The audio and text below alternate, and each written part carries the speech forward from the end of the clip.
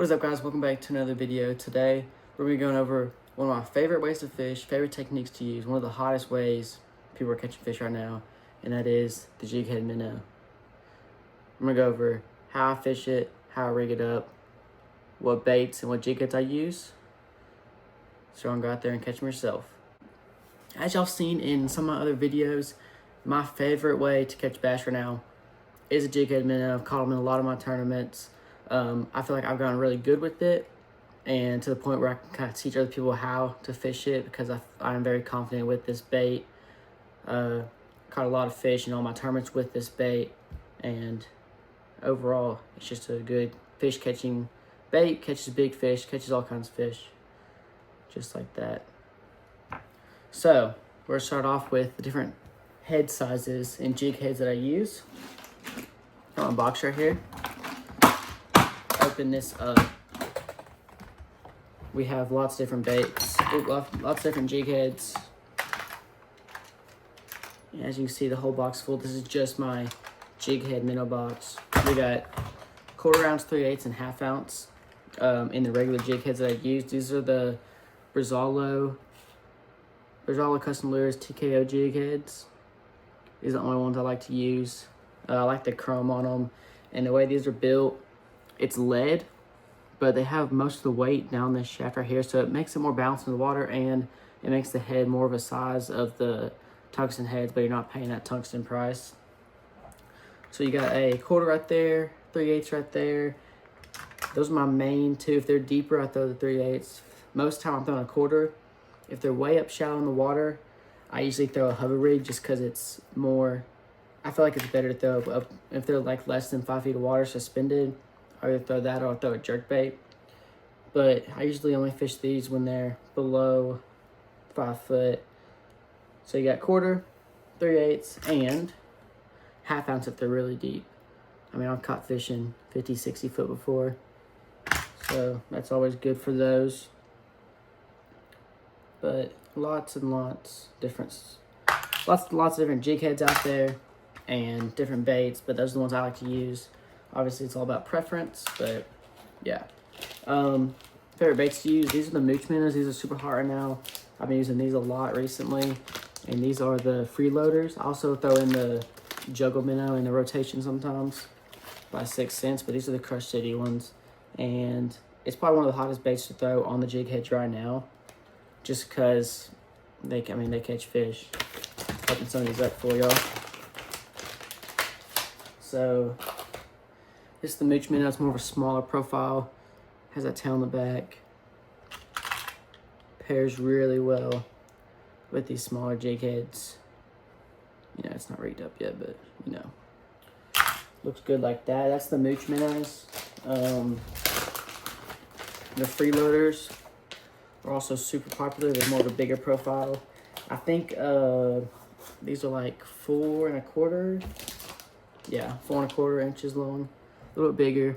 Some people also throw bigger baits, like 5 to 7 inch Damiki rigs, but I stick with these two sizes, and once again, the Juggle Minnows sometimes, but mostly these two.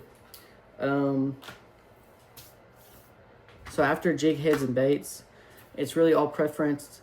You just want a jig head that has the straight up and down eyelet, so your bait sits level in the water. Because with the minnows, what you're doing, whenever you're shaking it, they're actually rotating back and forth like this in the water. So that's what the fish are wanting, and that's what gets bit. I usually like to stick with the more natural colors. This in the Mooch Minnow is green, nope, it's albino shad. Just any shad pattern color. These are the green shad in the freeloader. White sometimes a good option, but that's usually what I stick with. I usually don't go with the green pumpkins and those super bright colors. I usually just don't go with those. I usually stick natural because that's what you're imitating as a bait fish. More like a shad or minnow bait, you know. But I like to throw these. Spinning rod, obviously. This is Seaguar braid. The weight of the braid doesn't matter too much. You just want a thinner braid you can get because it'll sink better in the water. Braid to, this is 8-pound cigar leader.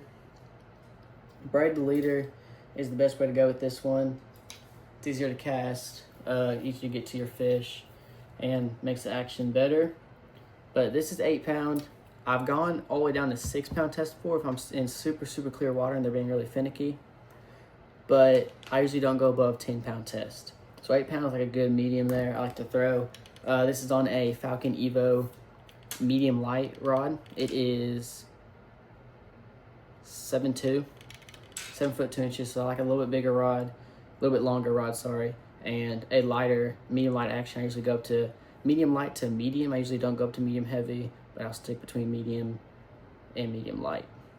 Medium light, obviously, for the little bit smaller jig heads and baits, and I'll go up to medium if I'm throwing some bigger baits and some bigger jig heads. So that's the little rod setup, how I throw it and what line I use.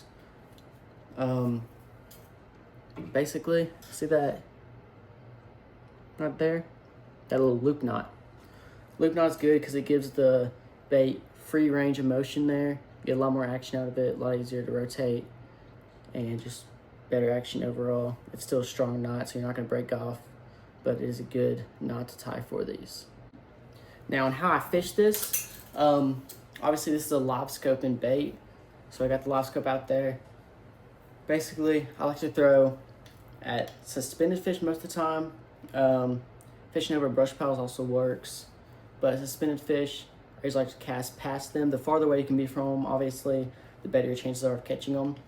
But I like to cast past them because if you cast right on top of them, you will spook them unless they're like super far down.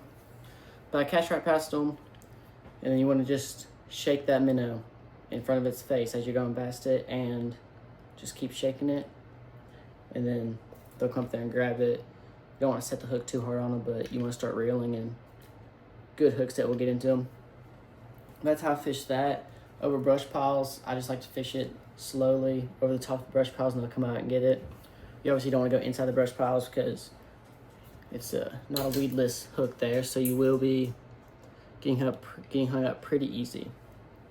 But that's how I like to fish them there. All right, guys, other than that, that's pretty much all there is to know about the minnow. It all takes practice and knowing how fish react to them to know when to throw different stuff and when to change up color, when to change up size of hooks. So it all takes practice on that, but a good start to it is to do just like I said, try some different minnows out like you want, get some different jig heads, try them out, see what you like the best. But yeah, guys, that is gonna wrap up the video there. My next tournament is our tournament for Washita, which is in a couple days, got canceled because of bad weather. We got really bad weather here right now in Arkansas. But I got a tournament Sunday on Lake Hamilton, Arkansas. So we're excited to get out there. We're gonna be throwing these around a little bit, so stay tuned for that. Yeah, guys, other than that, if y'all have any questions, let me know down below or direct message me on Instagram and I can get those answered for you. But other than that, this is gonna be the end of the video. See y'all guys later.